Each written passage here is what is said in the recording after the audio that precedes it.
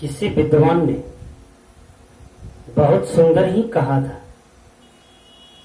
मनुष्य को उदारवान होनी चाहिए। जो उदारवान होते हैं वो दुनिया से लेते नहीं है, वो दुनिया को देते हैं।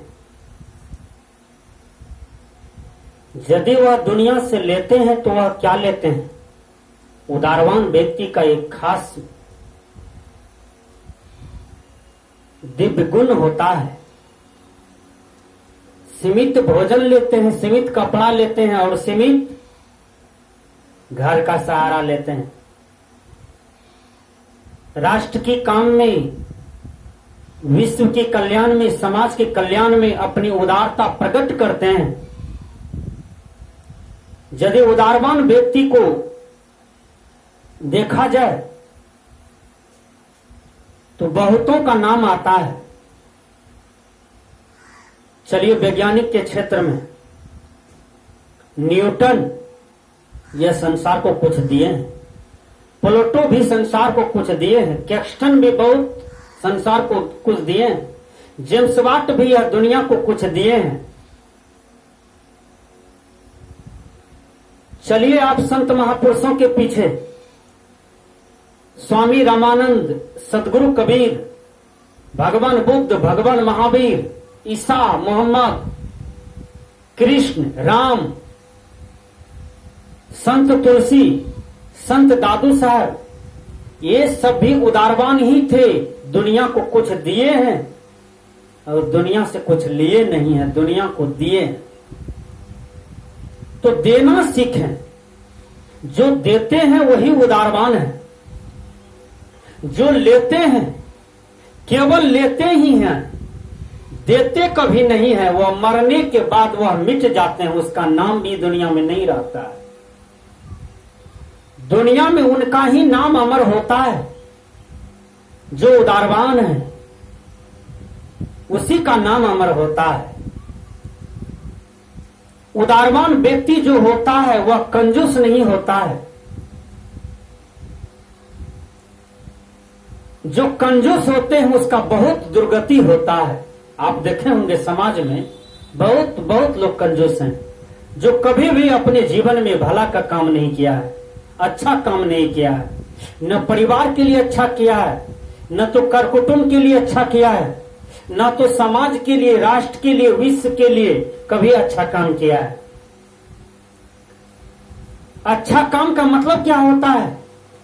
आपके पास संपत्ति है, सब कुछ है, केवल आप अपने से मतलब रखते हैं, अपना ही पेट पूजा करते हैं, अपना ही वस्त्र भरण करते हैं, अपना ही मकान पर ध्यान देते हैं, अपना ही घर जमीन पर ध्यान दिए। आपने कभी भी संसार के कल्याण में, विश्व के कल्याण में, समाज के कल्याण में अपने धन को खर्च नहीं किया। वह धन की आयु होती है, वह धन में चमक होता है। यदि आप अपने संपत्ति से 10वां अंश गरीब के लिए, विश्व कल्याण के लिए, राष्ट्र कल्याण के लिए, गरीब कल्याण के लिए 10वां अंश निकाल देते हैं तो वह संपत्ति की आयु बढ़ जाता है और वह संपत्ति में चमक भी होता है। भगवान राम को क्या कमी था? लेकिन जंगल गए, बेर खाए, कंद फूल खाए। क्यों? उदारवान थे, कंजूस नहीं थे। यदि कंजूस रहते तो भारत को राजगद्दी नहीं देते। भारत गए भी भगवान राम को कि चलिए भैया अपना राजगद्दी लीजिए, मुझे नहीं चाहिए। लेकिन भगवान राम तो उदारवान थे। उसने कहा नहीं, मैं तो पिताजी की आज्ञा से आया हूं, तुमको गद्दी मिला है तो तुम गद्दी की सेवा करो। इसी को उदारवान कहा जाता है।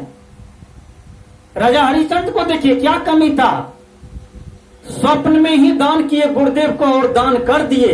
इसी को तो उदारवान कहा जाता है। जो दुनिया को देता हो, कभी न लेता हो, दुनिया से कुछ न लेता हो, कुछ लेना न देना, मगन रहना, यही तो परमात्मा की भक्ति है, यही तो गुरु की भक्ति है, यही तो सच्ची भक्ति है।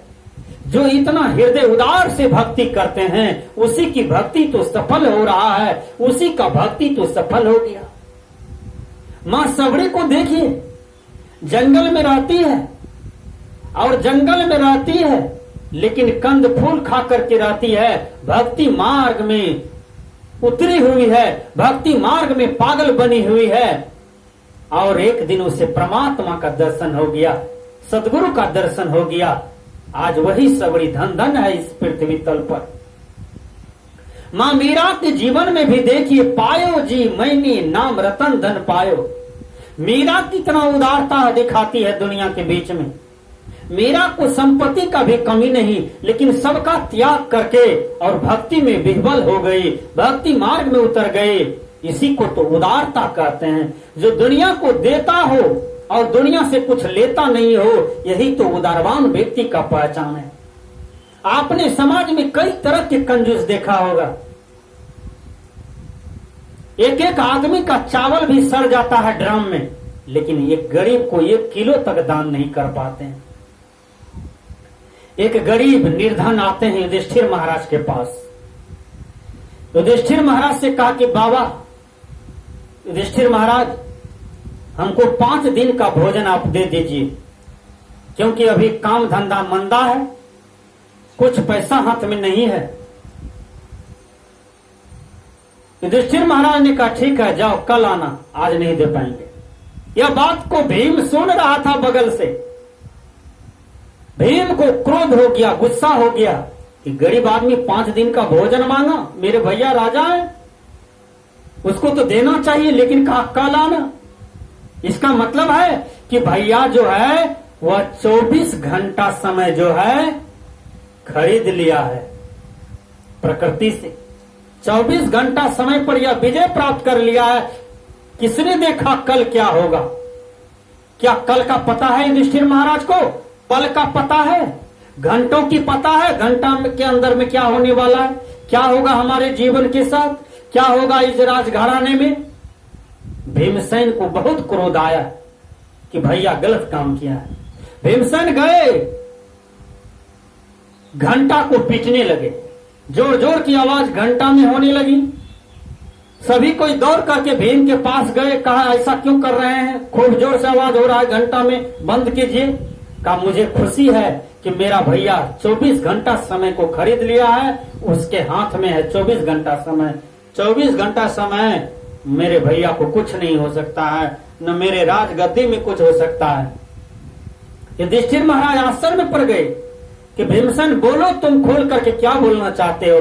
कहा भैया वो गरीब जब 5 दिन का भोजन मांगने आया तो आपने नहीं दिया, कहा कल आना। तो हमको बड़ी खुशी हुई कि भैया कल तक समय खरीद लिया है, उस पर विजय प्राप्त कर लिया है समय पर, इसलिए हमको खुशी हुई, इसलिए हम घंटा पीट रहे थे। कहा मुझे माफ कर दो भीमसेन, मैं तो गलत कर बैठा, बुलाओ गरीब को हम दान कर देते हैं 5 दिन का भोजन। तो सदगुरु कबीर भी कहते हैं कल करे सो आज, आज करे सो अब, पल में परली होगी बहुरी करोगे कब। एक आदमी अपनी बेटी का शादी किया बहुत धनवान घर में, ऐसा धनवान घर में शादी किया कि उसका ससुर भी कंजूस, उसका पति भी कंजूस, उसका सास भी कंजूस, उसके जितने भी परिवार में पहले ही से लोग था सब कंजूस ही थे। अचानक पेट में दर्द होने लगी, उसको गैस का शिकायत हो गया, अंदर में गैस बनने लगी, अंदर में उसको गांठ हो गया, दर्द होने लगी। तो दर्द से छिलपिटाते रहती थी उसकी नई नवेलन पुतौ, लेकिन कोई 1 रुपया का टेबलेट भी उसको नहीं देते थे। 2 साल तक वह परिवार में बेचारी रही और कष्ट को भोगती रही, लेकिन कोई उसको डॉक्टर के पास नहीं ले गए, उसका ट्रीटमेंट नहीं कराया। एक दिन बहुत जोर से गैस का दर्द हुआ और बेचारी हताहत मर गई। विचार करें, बड़े से बड़े धनवान आदमी को मैं देखा हूं कि जिंदगी में कभी बढ़िया काम नहीं करते हैं और वह कंजूस बन करके दुनिया से मर जाते हैं, कुछ भी लेके नहीं जा पाते हैं। मैंने तो ऐसा कंजूस को देखा, हुआ कंजूस के आगे में उसकी पुतहू मर गई, लेकिन 1 रुपया का टेबलेट खरीद करके नहीं दे पाया। ऐसा कंजूस जीवन हमारा हो जाए तो वह जीवन कौन सा जीवन है? आपको संपत्ति क्यों मिला? केवल जोगने के लिए?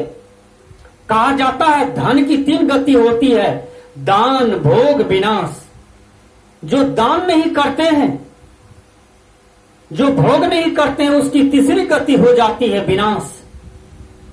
इसलिए मैंने बहुत बहुत कंजूस को देखा है। एक मरवाड़ी को देखा, वो मरवाड़ी अपना बेटा का शादी करना चाहते थे, कहीं शादी नहीं लग रहा था। वो अपने जैसा कंजूस खोजना चाहते थे, एक जगह कंजूस मरवाड़ी मिल गया।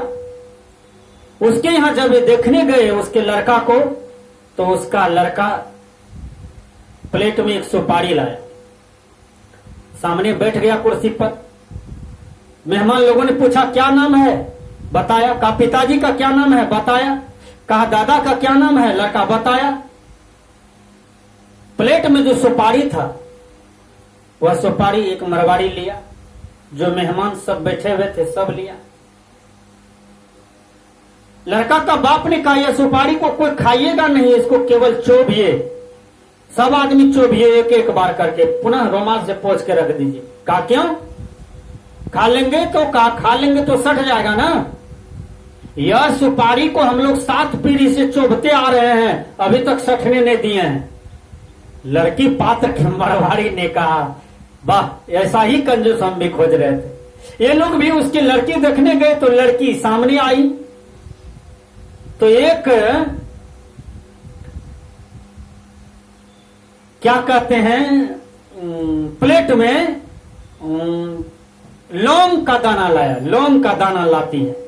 कहा लौंग आप लोग खाइएगा नहीं, केवल चोभते जाइए।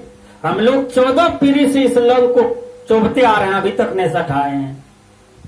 तो दोनों कंजूस का बात बन गया, दोनों का लड़का लड़की में शादी हो गया, दोनों गला में गला मिले, दोनों समधी हो गया। तो आप ऐसा जीवन न जिए अपने जीवन में कि आप भी वही मरवाड़ी कंजूस की तरह जीवन आपका चला जाए और दुनिया में कुछ नहीं ले पाए। तो ऐसा कंजूस आप न बने। सदगुरु कबीर कहते हैं कि आप कंजूस न बने, आपको परमात्मा ईश्वर आप अपने श्रम से सब कुछ कमाए हैं। तो जब सब कुछ कमाए हैं तो आप उदारवान बने, आप यह दुनिया को, देश को, समाज को देना भी जाने। कुछ देंगे तो आपके अंदर में खुशी होगी और आपको लगेगा कि मैं समाज को दिया हूं, मैं समाज को अच्छा दिया हूं और अच्छा किया हूं, मुझे आनंद, मुझे शांति, मुझे सच्चा सुख मिलेगा और आपको मिलेगा।